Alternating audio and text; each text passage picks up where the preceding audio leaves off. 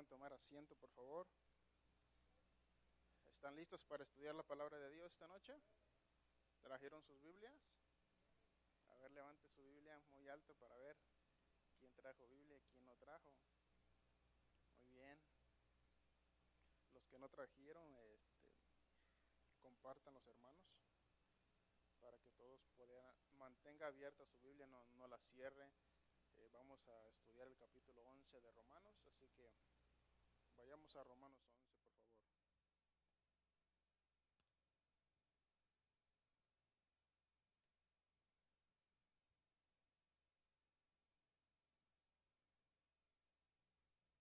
Romanos capítulo 11, ¿lo tenemos? Ya casi terminamos la carta, mi hermano. Ya llevamos un poco más de 4 meses estudiando Romanos y ya casi terminamos la carta. Ya hay algunas cartas que vamos a seguir después de Romanos, pero unas cartas muy interesantes, y con la ayuda de Dios y con el permiso de nuestro pastor vamos a tratar de leer todas las cartas del apóstol Pablo y después las del apóstol Pedro. Después nos vamos a los evangelios y terminamos con el libro de los Hechos. Hoy nos faltó Apocalipsis. Apocalipsis es un libro muy interesante, muy profundo. Esa rama de la teología es llamada la escatología y el estudio de los últimos tiempos. Y yo admiro a los a los hermanos que estudian esos temas porque son temas muy delicados, muy profundos. Yo casi no estoy muy metido en eso, son temas muy profundos. Pero si Dios quiere, en un futuro vamos a estudiar Apocalipsis. Ahora vamos a seguir con el libro de Romanos. ¿Estamos listos? Capítulo 11 de Romanos. ¿Qué les parece si hacemos una oración antes de empezar el estudio? Cerremos nuestros ojos, ayúdeme, cierre sus ojos y ayúdeme a orar. Padre, te damos muchas gracias porque ya llegamos, ya estamos aquí. Señor, hemos dispuesto nuestro corazón poder venir a escuchar tu mensaje en esta noche. Algunos trabajamos, Señor, tuvimos un día muy ocupado, Señor, nuestra mente estuvo absorbido por pensamientos y obligaciones de trabajo, Señor. Ahora, Señor, venimos a este lugar para descansar en ti. Tu palabra dice, venid a mí todos los que estén trabajados y cargados, y yo les haré descansar. Pues hoy, Señor, descansamos en ti. Que nuestra mente puede descansar en ti, Señor, que nuestros pensamientos estén centrados en tu palabra, Padre. Y ayúdanos, Señor, a cambiar nuestras vidas, así como cambiaste la vida de San Agustín, Señor, y de Lutero mientras estudiaban tu palabra, Señor. Te pedimos, te seguimos rogando que cambies la nuestra mientras estudiamos este hermoso libro, poderoso Dios. Gracias te damos, Señor. Le pedimos a tu Espíritu Santo que nos asista como siempre lo ha hecho, que tome el control de nuestras mentes y del ambiente, y que sean gratos los dichos de mi boca y la meditación de mi corazón delante de ti. En Cristo Jesús oramos. Amén. Amén. ¿Sí oraron conmigo, hermanos? Romanos 11.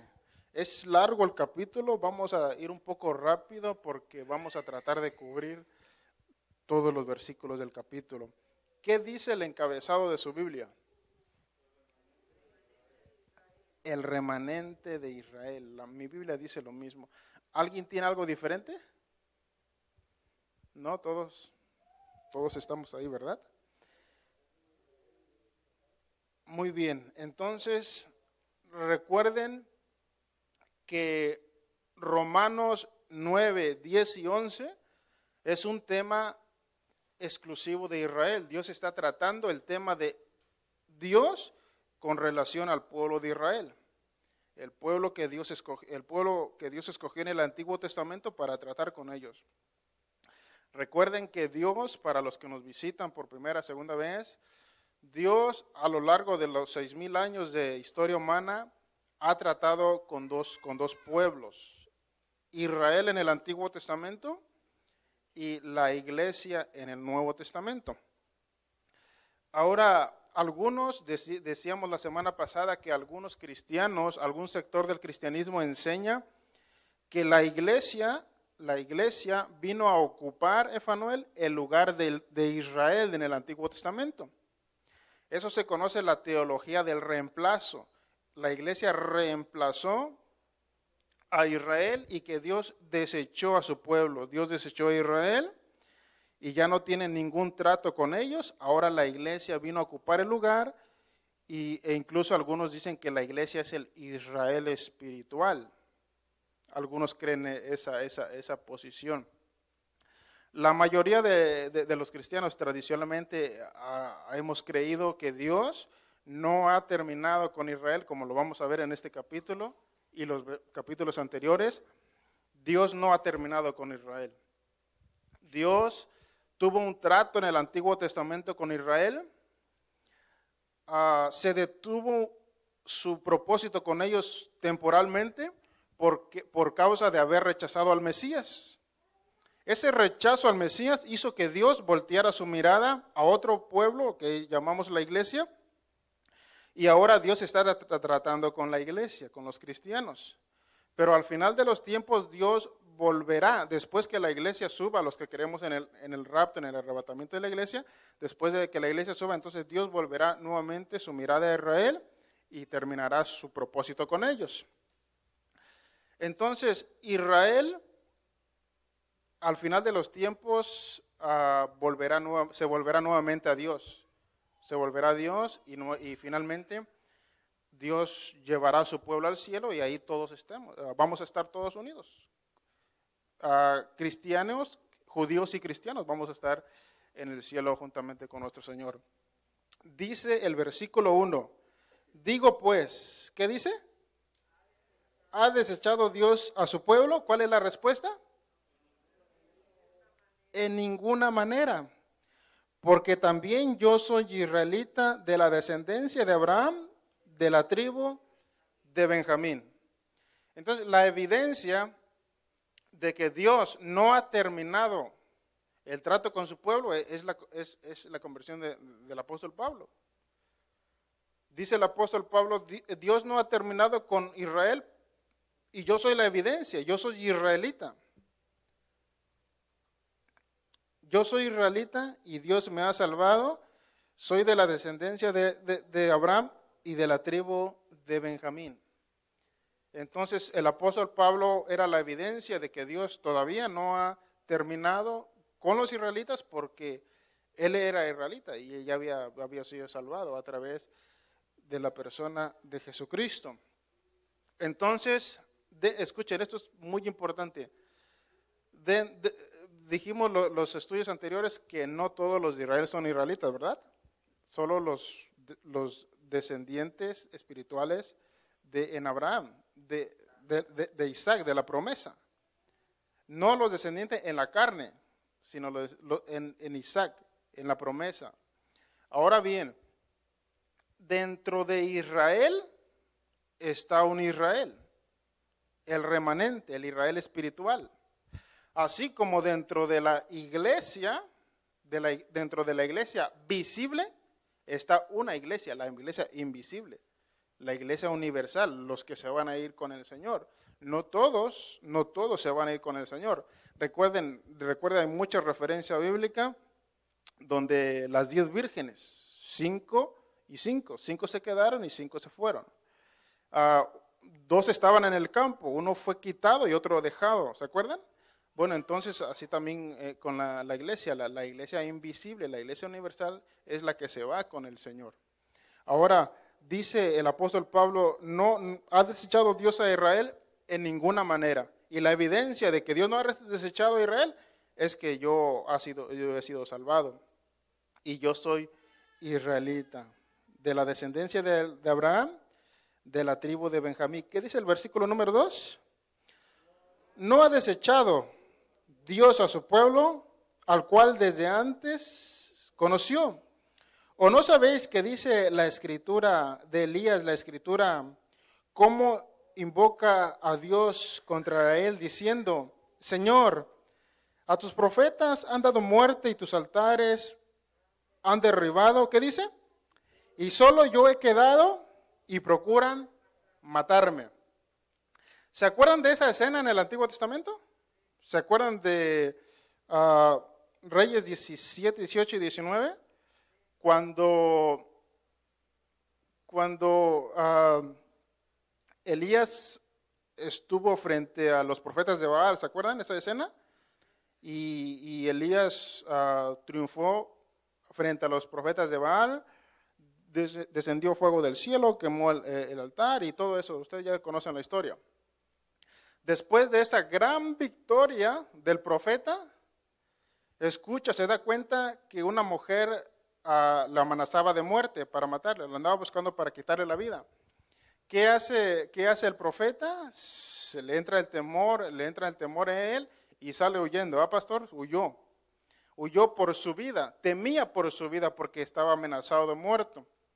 Entonces llega al desierto y se esconde debajo de un enebro. Después Dios llega, habla con él y le dice, levántate porque largo camino te resta. Entonces él se levanta, camina 40 días, 40 noches, llega y descansa debajo de una cueva. Debajo de esa cueva Dios se acerca a él y le habla. Le habla a través de un viento apacible, ¿se acuerda?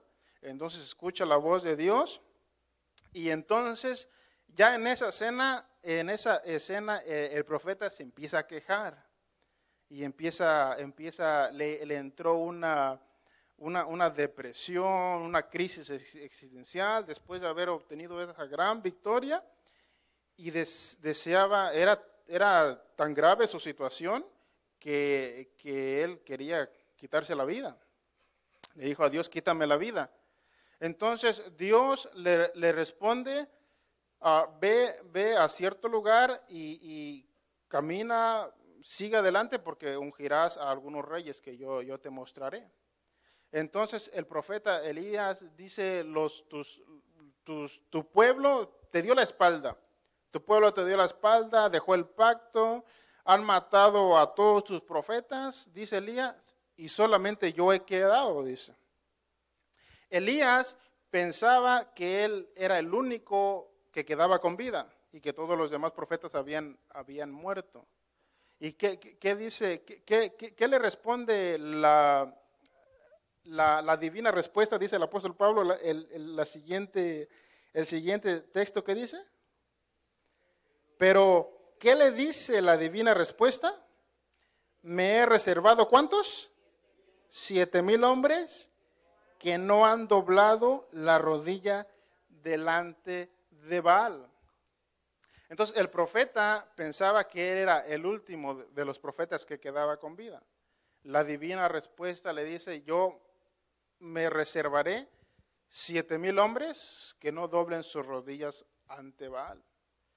Hermanos, ese es el remanente. Entonces, Dios, no crean que Dios se queda sin gente, en este caso sin hijos. Entonces Dios a lo largo de la historia siempre se ha reservado un grupo de personas, un grupo pequeño, y eso es llamado el remanente, como pasa en todas las congregaciones locales. En todas las congregaciones locales siempre el pastor sabe quién es el remanente, quiénes son esos grupos pequeños que siempre están ahí apoyando en los servicios y en las actividades que se hace en la congregación.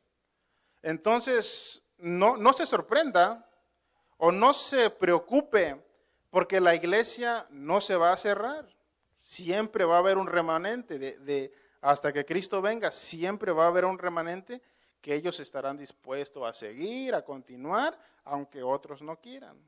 Eso pasa en todas las iglesias, hay un remanente. Entonces, Dios de Fanuel había reservado nada más y nada menos 7,000 hombres que no se habían doblegado ante Baal, que no le habían dado la espalda a Dios, que le habían sido fiel a Dios hasta la muerte. Entonces Dios siempre tiene su grupo pequeño. Dios siempre tiene, a lo largo de la historia hemos visto que ha tenido su remanente. Y ese remanente es el que se va a salvar, el que se va a ir con el Señor.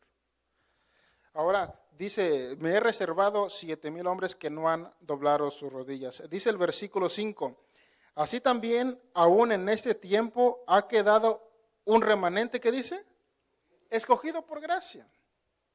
¿Se dan cuenta? Así como Dios reservó un grupo de hombres, 7,000 para ser exactos, en la antigüedad, dice el apóstol Pablo, ahora también se ha reservado un grupo. Entonces Dios no ha desechado a Israel. Dios no ha terminado su trato con él. Aunque aparentemente ya terminó su trato con él, pero en la omnisciencia de Dios, Él sabe que hay un remanente, ahora mismo hay un remanente que está ahí con Él. Ese es el pueblo, ese es el Israel espiritual. Y han sido salvados por gracia. Miren, escuchen lo que dice los siguientes versículos. Y si por gracia, ya no es por obras. De otra manera, la gracia ya no es gracia. Y si por obras, ya no es por gracia. De otra manera, la obra ya no es obra. Parece trabalenguas, ¿verdad? Pero aquí, esto ya lo hemos estudiado, ya hemos enfatizado, que la salvación es por gracia. El texto que leyó nuestra hermana, Efesios 2:8, porque por gracia hemos sido salvados. Entonces, no es nuestra fe quien nos salva. Es la gracia de Dios. Y el instrumento que Dios usa para salvarnos es la fe. ¿La fe en quién? En Cristo Jesús. ¿Se da cuenta? No por obras para que nadie se gloríe. Entonces nuestra salvación descansa sobre el fundamento de la gracia de Dios. No sobre el fundamento de las obras para que nadie se gloríe. Dice el versículo 7, ¿qué pues? Lo que buscaba Israel no lo ha alcanzado. ¿Qué dice? Pero los escogidos sí lo han alcanzado y los demás fueron endurecidos. Entonces los escogidos, los que Dios conoció, versículo 1, versículo 2, los que Dios conoció sí lo han alcanzado. Dios no ha fracasado en su trato con Israel. Vimos los versículos 9 y 10. ¿Por qué? Porque vimos en el capítulo 9 que Dios le ha dado mucho a Israel, ¿se acuerdan? Les dio su pacto, sus promesas, sus leyes, los patriarcas, el culto. Entonces Dios, hermano Carlos, le ha dado mucho a Israel como para abandonar su propósito con ellos. Entonces el propósito con Israel todavía sigue, continúa hasta el final de los tiempos. Como está escrito, Dios les dio espíritu de estupor, ojos con que no vean y oídos con los que no oigan, hasta el día de hoy. Y David dice, se ha vuelto su convite en trampa y en red, en tropezadero, ¿y qué dice? Y en retribución. Sean oscurecidos sus ojos para que no vean, y agóbiale la espada para siempre. Entonces, los que endurecieron su corazón, pues Dios los endureció más, como lo hizo con Faraón. Y aquellos que se resisten a Dios, pues Dios los entrega a una mente reprobada. Romanos capítulo 1. Dios insiste en la salvación de la persona. Dios toca el corazón de la persona varias veces de diferentes maneras. Y Dios insiste en salvarlo. ¿Por qué? Porque siente un amor hacia esa persona. Entonces, cuando la persona ha sido tocado por Dios varias veces, ha sido llamado a la salvación varias veces y la persona se resiste y la persona rechaza, hay un momento donde Dios dice, entonces Dios endurece el corazón de esa persona. Porque ya Dios insistió. Ya Dios le habló muchas veces que se arrepiente de sus pecados, que venga a los pies de Cristo y la persona no entiende. Entonces hay un momento donde Dios se cansa, colma la paciencia de Dios y entonces se endurece el corazón, como lo ha endurecido. Entonces eso pasó con estos judíos que no aceptaron al Mesías. Viendo al Mesías, viendo a Jesús de Nazaret, que él reúne todas las características del Mesías anunciado en el Antiguo Testamento, viendo con sus propios ojos, no aceptaron a Mesías. no aceptaron a su mensaje y Dios los endureció. Solamente el remanente sigue estando fiel a lo que Dios ha dicho. ¿Qué dice el versículo 11? Digo pues, ¿han tropezado los de Israel para que cayese? ¿Cuál es la respuesta? En ninguna manera. Pero por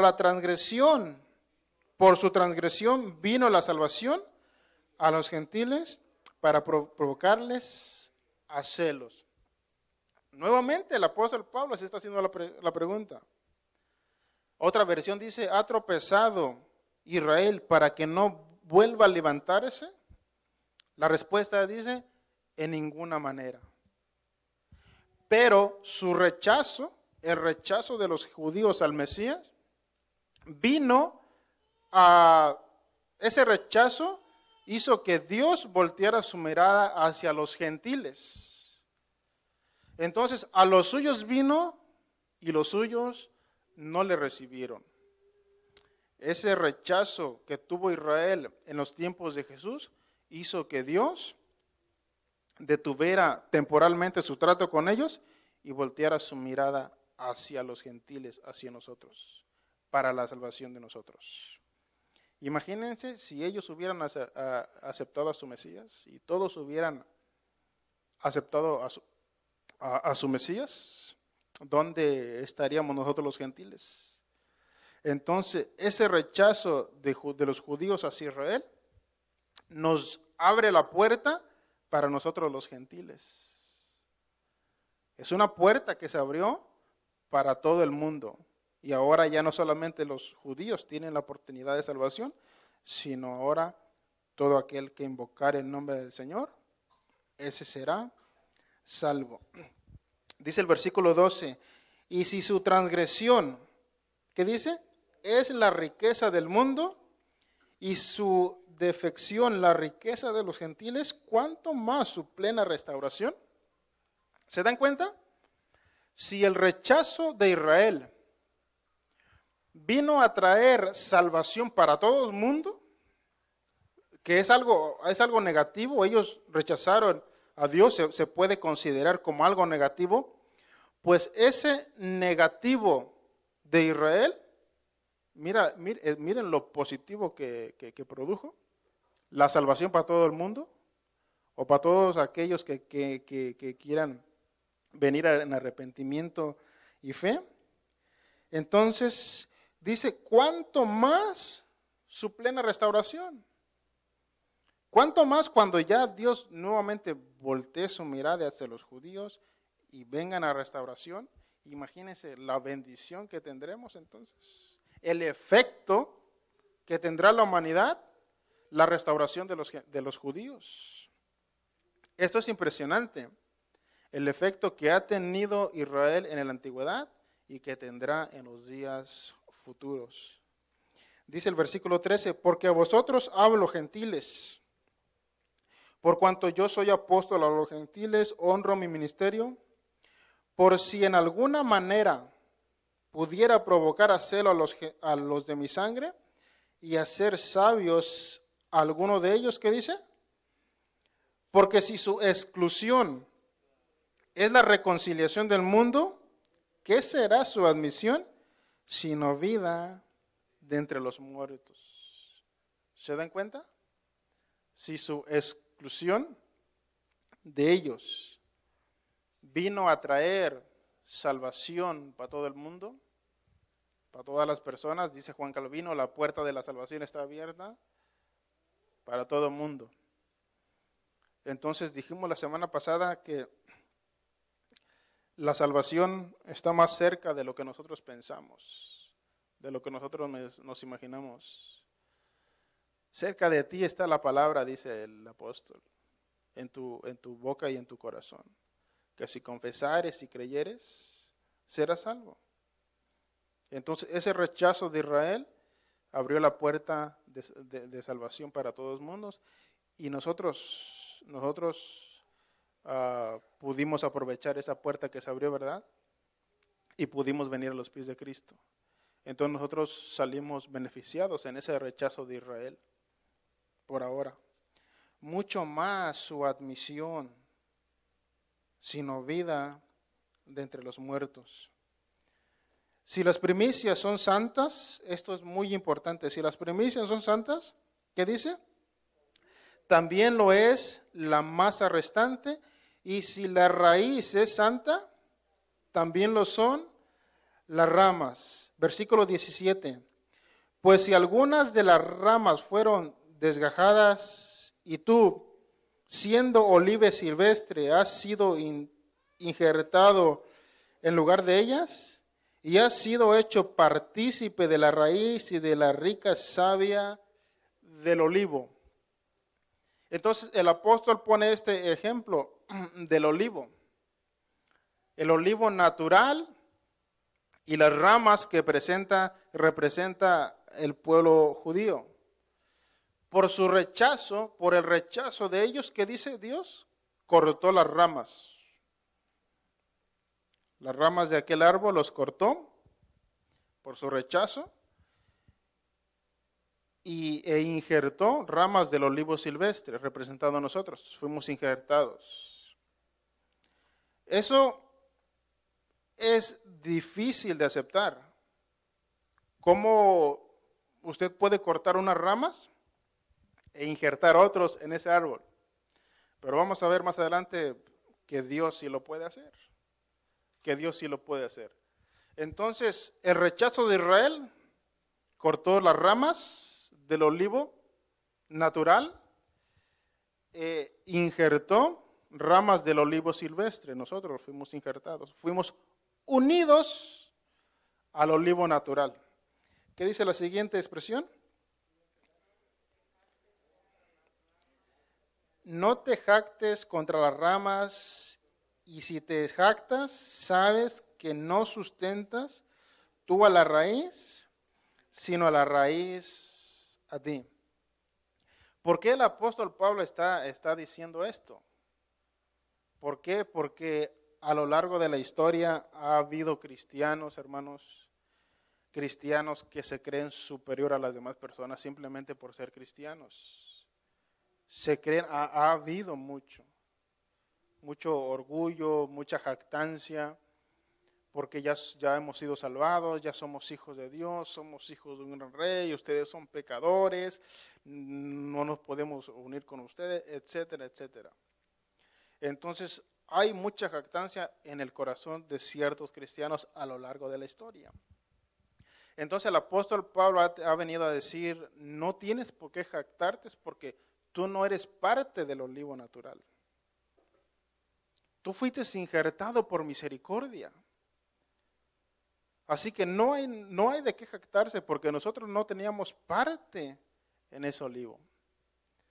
Originalmente eran los judíos quienes deberían de estar en ese lugar. Y nosotros no teníamos ninguna esperanza sin Dios en el mundo. Su rechazo vino a hacer que Dios nos uniera al olivo natural. Entonces dice el apóstol Pablo, no te jactes, pues las ramas dirán, fueron desgajadas para que yo fuese injertado. Bien, ahora una rama no puede unirse por ella misma al olivo. No tiene la potestad o el poder para ella unirse.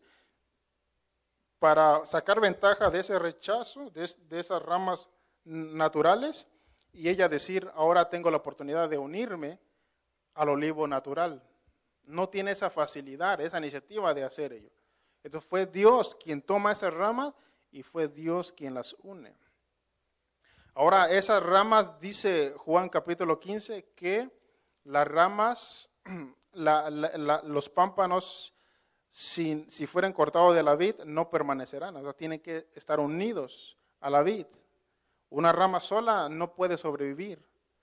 ¿Se dan cuenta que la dependencia del cristiano hacia Dios es total?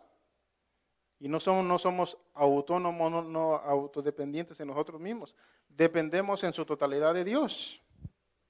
Dice el versículo 20, bien, por su incredulidad fueron desgajadas, pero tú por la fe estás en pie, no te ensoberbezcas, ¿qué dice? Sino teme, sino teme. Entonces el apóstol Pablo está diciendo, no te creas mejor que ellos, porque ellos fueron desechados y tú fuiste unido. No te creas mejor que ellos, porque ellos ahora están en el suelo y tú estás gozando del olivo, parte del olivo natural. ¿Qué dice el apóstol Pablo? No te creas, no te jactes, no te ensoberbezcas, sino teme. ¿Por qué dice el apóstol Pablo? ¿Qué dice la siguiente expresión? Porque si Dios no perdonó a las ramas naturales, ¿qué dice? A ti tampoco te perdonará. Imagínense la lógica del texto. Si los judíos, que fueron el pueblo escogido por Dios en el Antiguo Testamento, si Dios le dio todo lo que él tenía, si Dios se manifestó su gloria visible como a ningún otro pueblo, Dios les dio sus leyes y a ningún otro pueblo. Dios hizo un pacto con ellos y con ningún otro pueblo. Dios ordenó un culto a él como a ningún otro pueblo. Si Dios, que hizo todo eso con ellos, no tuvo piedad de ellos y los desechó temporalmente, ¿qué se espera de nosotros? ¿Ustedes creen que ustedes creen que somos mejores que los judíos? Si Dios hizo con ellos lo que hizo, Dios lo puede hacer también con nosotros en nuestra incredulidad, en nuestra rebeldía y nuestra desobediencia. ¿Se dan cuenta? No te jactes, sino teme, sino teme. Porque Dios es amor, pero también es fuego consumidor. Esa es la otra cara de Dios. Dios es amor, Dios es misericordioso, pero Dios también es fuego consumidor, Dios es justo.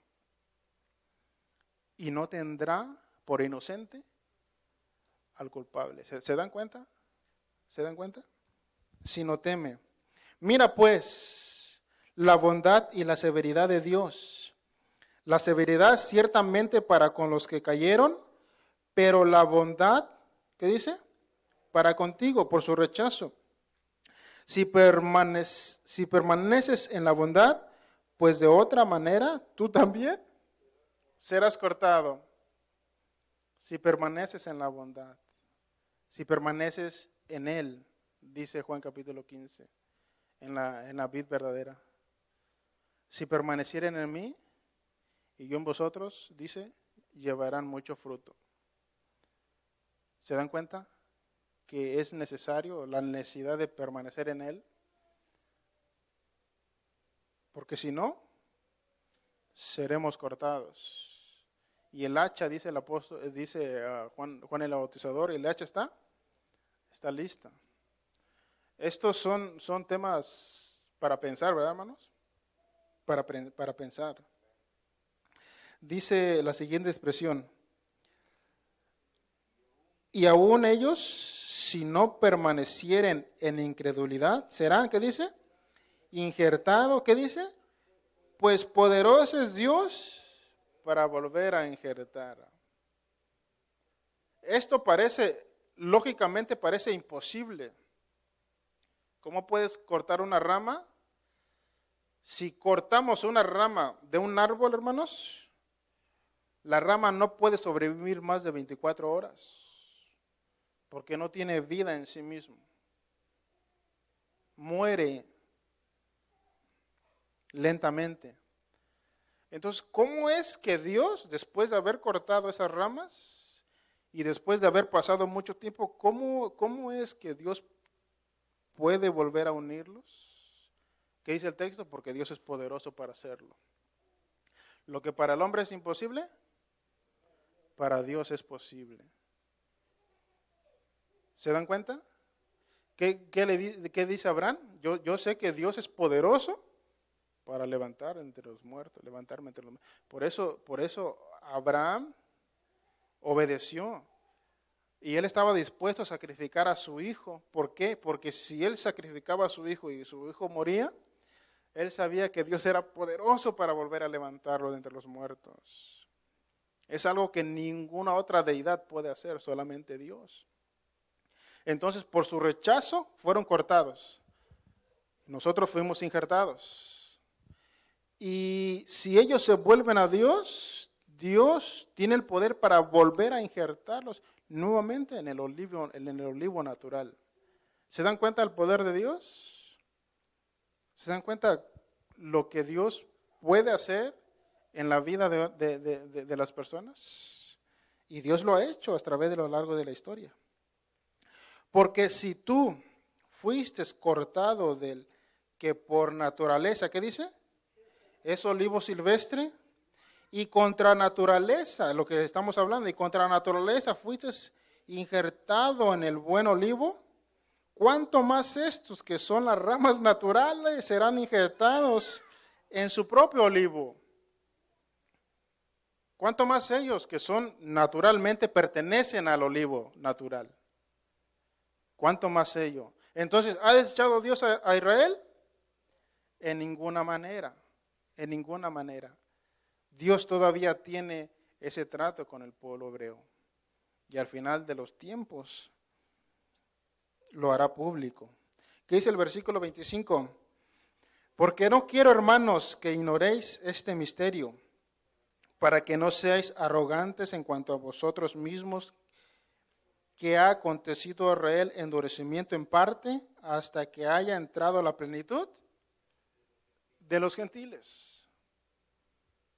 Entonces Dios, y a los que conoció, a estos también llamó. A los que llamó, a los predestinó, después los justificó y los glorificó.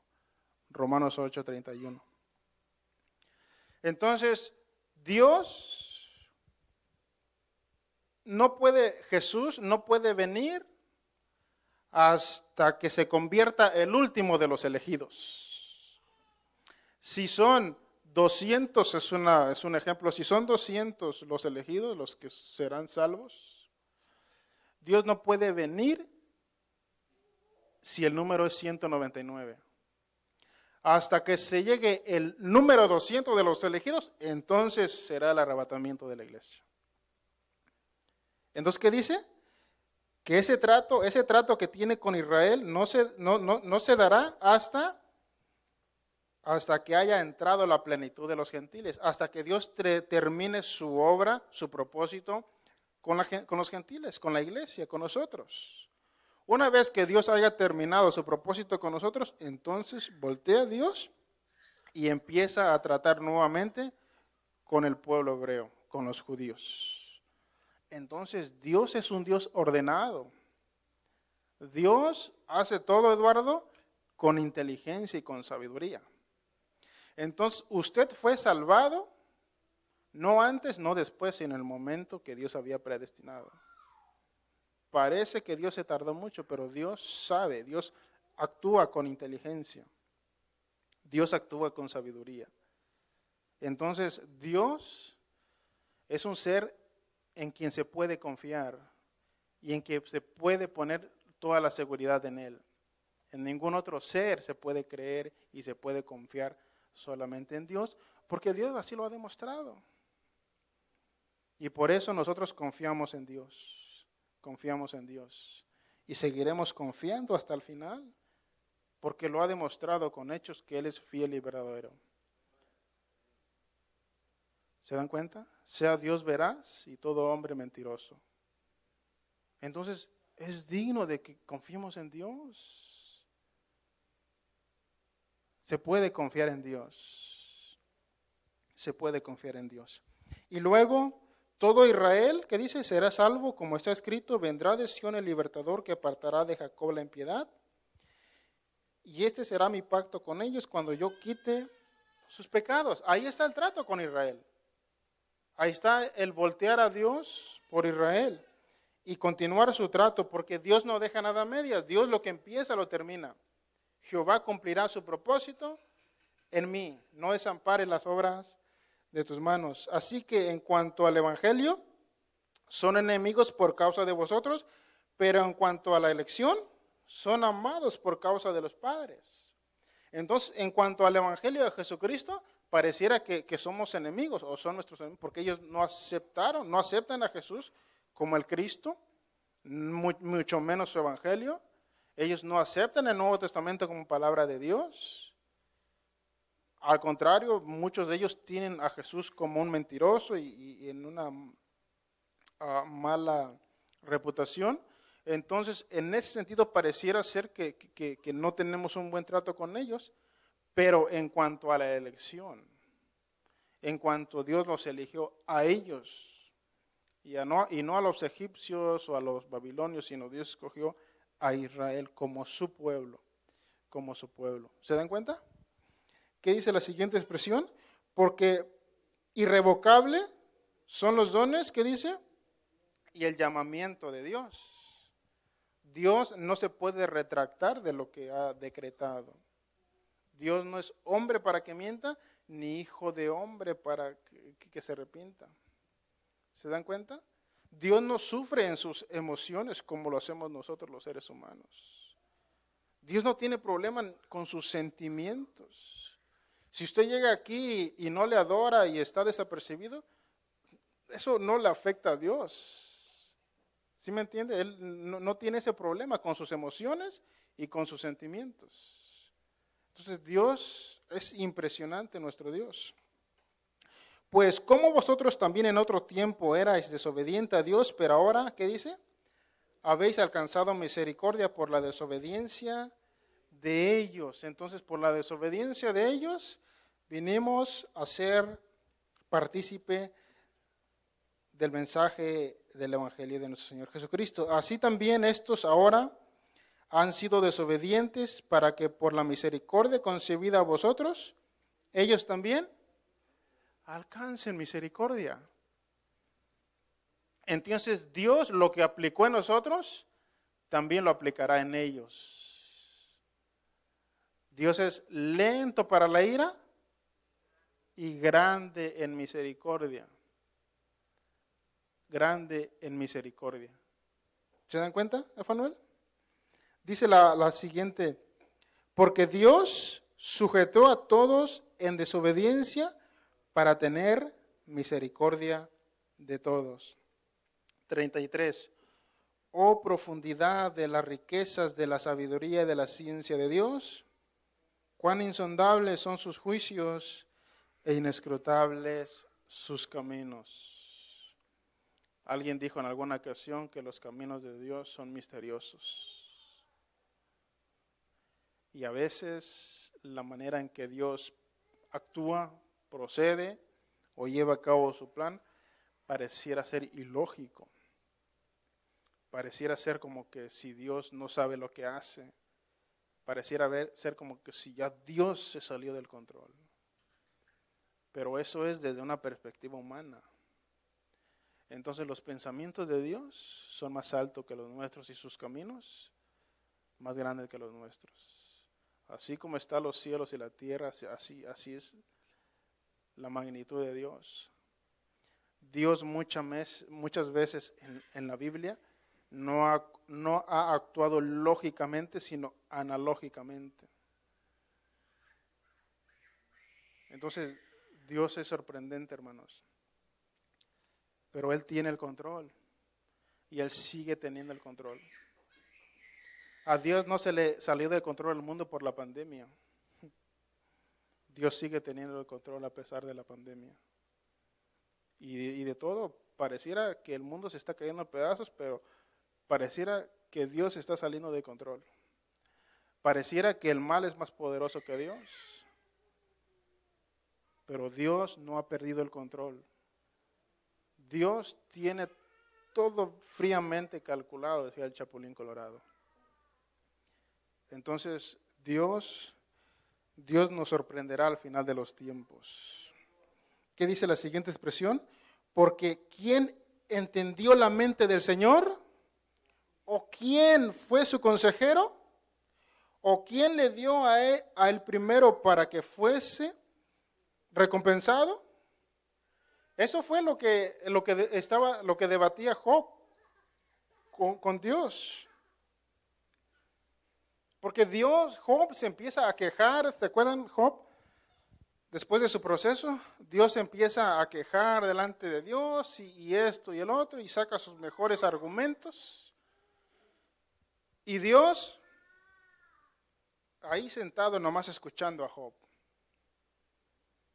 A veces nosotros pareciera ser que nos enojamos contra Dios y vamos a Él y nos enfurecemos porque ciertas cosas no están sucediendo como nosotros quisiéramos que sucedieran. Y a veces nos enojamos con Dios, nos molestamos y a veces, no sé, probablemente insultamos a Dios. Y pensamos que nosotros somos mejores que Él. Pensamos, Dios, si yo fuera Dios, yo haría mejor las cosas que tú. Entonces, a veces nos atrevemos a altercar contra Dios, a debatir contra Dios. Entonces Dios estaba escuchando que Job se desahogara. Cuando terminó Job de desahogarse y hacerle tantas preguntas a Dios, Dios no contestó ninguna de sus preguntas. Entonces Dios le dice, bueno, ahora tú siéntate en la silla de los escogidos y ahora yo voy a hablar. 73 preguntas le hizo Dios a Job y Job no pudo contestar ni una. ¿Dónde estabas tú cuando yo creaba todo lo existente? ¿Se dan cuenta? No es de sabios altercar contra Dios o debatir contra Dios. Entonces el texto dice, porque ¿quién entendió la mente del Señor o quién fue su consejero? ¿Habrá alguien que pueda llegar y aconsejar a Dios y decirle, Dios, estás haciendo malas cosas, estas cosas no son así, sería mejor de esta manera? ¿Habrá alguien que pueda ir delante de Dios, que pueda tener un conocimiento mayor que Dios? Los días pasados estábamos hablando con unos muchachos acerca de la creación y estamos hablando acerca de qué fue lo que se creó primero. Recuerden que Dios es eterno, Dios no se creó y quién fue creado primero y así. Entonces yo le decía a los muchachos, mira, esta es mi posición, lo que yo creo acerca del orden de la creación. Primero, yo creo que Dios es eterno y Él no fue creado, no tuvo un principio. Pero yo creo que el primer ser creado, sin temor a equivocarme, fue Chabelo, después los ángeles y al final los seres humanos. Pero ni aun Chabelo, que fue creado antes que los ángeles, tampoco él pudo haber acercado a Dios y decirle, Dios, no estás haciendo bien las cosas. ¿O por qué pusiste este planeta aquí? ¿O por qué dejaste los lagos de esta manera? ¿O por qué a la cebra le pusiste líneas sobre los lomos? ¿Se dan cuenta? No hay alguien que pueda venir en contra de Dios y querer tomar el puesto de Dios, la posición de Dios. Porque Dios es sabio. Dios es inteligente. Dios actúa de una manera misteriosa. ¿Cómo le hizo Dios para salvar al mundo? ¿Qué usó Dios para salvar al mundo? ¿Un ejército de soldados? ¿Grandes políticos de renombre? ¿Grandes líderes religiosos? ¿Grandes filósofos griegos? Dios, para salvar al mundo, usó una cruz, una corona de espinas y una lanza y unos clavos. 4 objetos eligió Dios para salvar al mundo entero. ¿Se imaginan el proceder de Dios? Y sobre esos 4 objetos y su hijo clavado en la cruz, así Dios decidió salvar al mundo. Para el mundo, dice el apóstol Pablo en 1 Corintios, es locura. Pero para nosotros, ¿qué es? Poder y sabiduría de Dios. ¿Se dan cuenta? De lo más vil y de lo más menospreciado Dios elige para avergonzar al sabio. Esa es la manera de proceder de Dios. Así que cuando pienses que Dios está haciendo malas cosas, o pareciera que Dios no está obrando como tú piensas o quisieras que obre, no es que Dios se está equivocando. No es que Dios se le salió de control tu vida o tus dificultades. Es que Dios, Él está obrando. Y si Él está obrando, no hay equivocación. Entonces lo que yo le digo a Dios, voy a confiar en ti, vamos a confiar en ti porque tú sabes lo que haces y lo has demostrado a lo largo de la historia y a lo largo de mi vida. Entonces no hay nadie superior a Dios para el cual pudiéramos ir y refugiarnos y esperanzarnos en Él. Dios es nuestro amparo y fortaleza en las tribulaciones. ¿Se dan cuenta? Y por cuanto Dios es digno de confianza, por cuanto Dios es digno de seguridad, y por cuanto Dios nos ha dado muchas cosas más abundantemente de lo que necesitamos, nos dio su salvación, nos dio su Hijo, nos dio su Espíritu Santo, nos dio la Biblia, nos ha construido templos para adorarle, nos ha cuidado todo el largo de nuestras vidas que hemos vivido, nos ha dado un techo, nos ha dado comida, nos ha dado un trabajo, nos ha dado un auto en el cual movernos, nos ha vestido, nos ha dado pan, nos ha dado agua, nos ha dado muchas cosas. Por cuanto Dios se ha preocupado por nosotros y por cuanto Dios ha suplido todas nuestras necesidades conforme a sus riquezas de gloria, ¿qué dice el último versículo? Porque por Él y para Él son todas las cosas. A Él sea la gloria por los siglos de los siglos. Porque Él es digno. Démosle un aplauso a nuestro Señor Jesucristo. Porque Él es digno de que a Él sea la gloria, el imperio, el poder, la majestad, la sabiduría, las ciencias. Y todo es por Él y por medio de Él y para Él. Póngase de pie, por favor.